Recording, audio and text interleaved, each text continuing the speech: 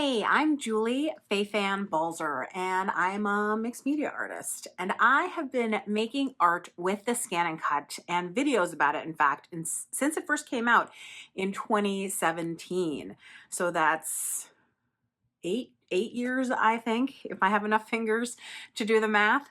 But it's a wonderful tool for all kinds of fine art. You can make stencils, you can make screens for screen prints, you can do all kinds of masking, you can make your own stamps. But one of my favorite things to do with it is to cut painted paper. So let's go ahead and give that a try. So I found that you can cut lots of different weights of paper, from heavier papers to thinner papers. These are sulfite papers. This is a really cheap roll of like medical paper. This is deli paper. This is a heavier drawing paper. You can cut all of these papers as long as they are flat, okay? When it starts to curl up like this, that's when you start to have a problem.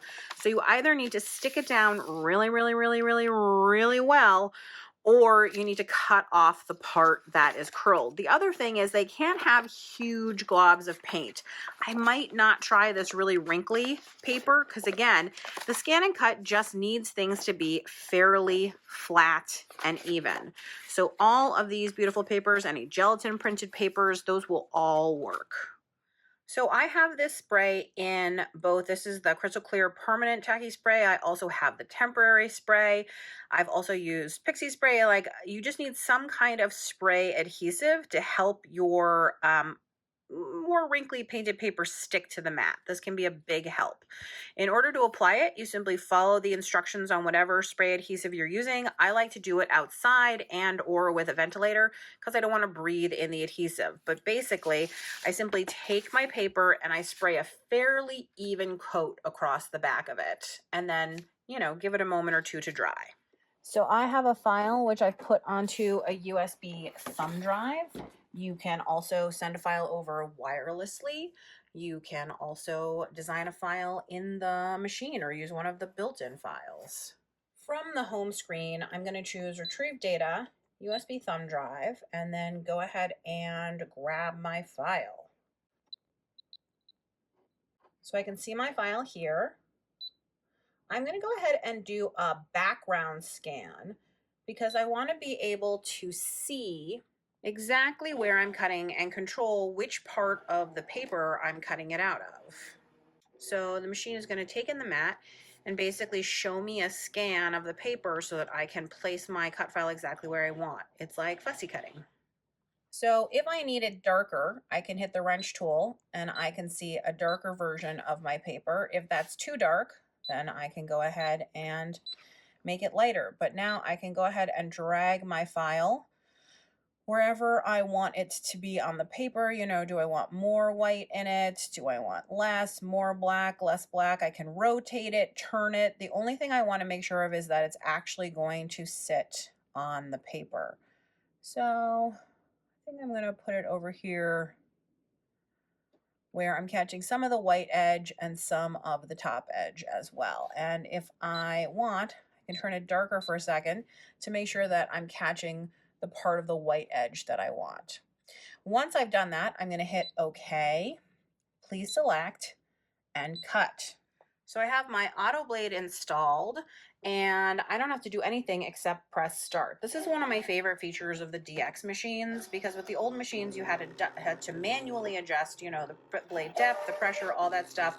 This makes it so easy. I don't even have to think about it. The machine just does all the work for me.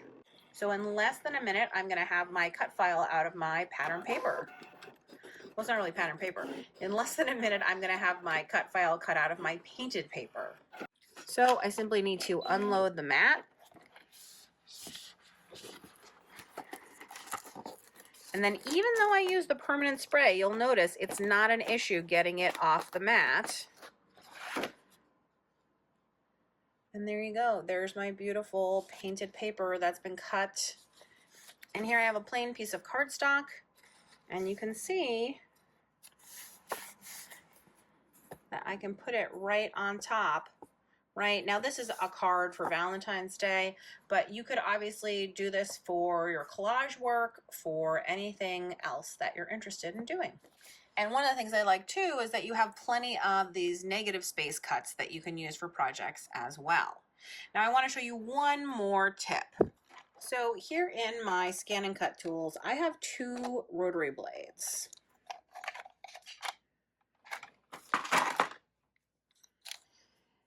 They're actually identical. The only thing that's different is this one has a piece of tape that has P written all over that. And that's because this is a paper dedicated rotary blade, and this one I use for fabric. But the paper dedicated rotary blade is ideal for cutting super thin papers. So I'm going to remove the cap and place this in the blade holder. Lift the latch, pull out that blade, make sure that the Brother logo is facing me, and then go ahead and lock it down. So I've chosen my file. I've put my deli paper onto the mat. I'm hitting cut. I'm going to cut 5 birds that are from the built-in designs in the machine. I'm pressing start. You can see I have my rotary blade in, but I haven't had to touch or press anything at all. The machine is determining exactly how to cut the paper. So now that it's done cutting, let's peel away the deli paper. Obviously the deli paper is delicate, so I need to be a little bit careful.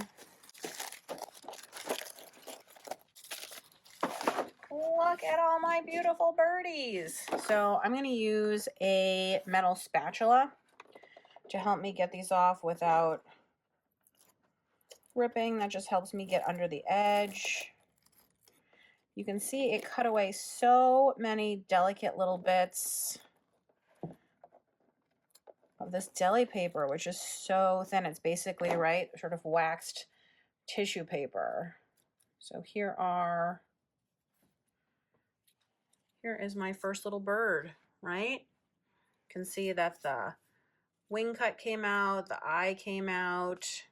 There are my toes. You can see it a little bit better on this black piece of cardstock, but this is ready for me to collage or add into something and cut perfectly, and I didn't have to do any work.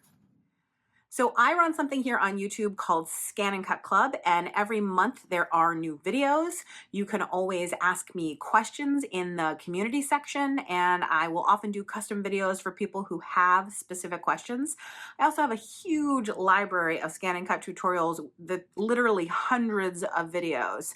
So I hope you'll check out ScanNCut Club, and you can find the link to join below.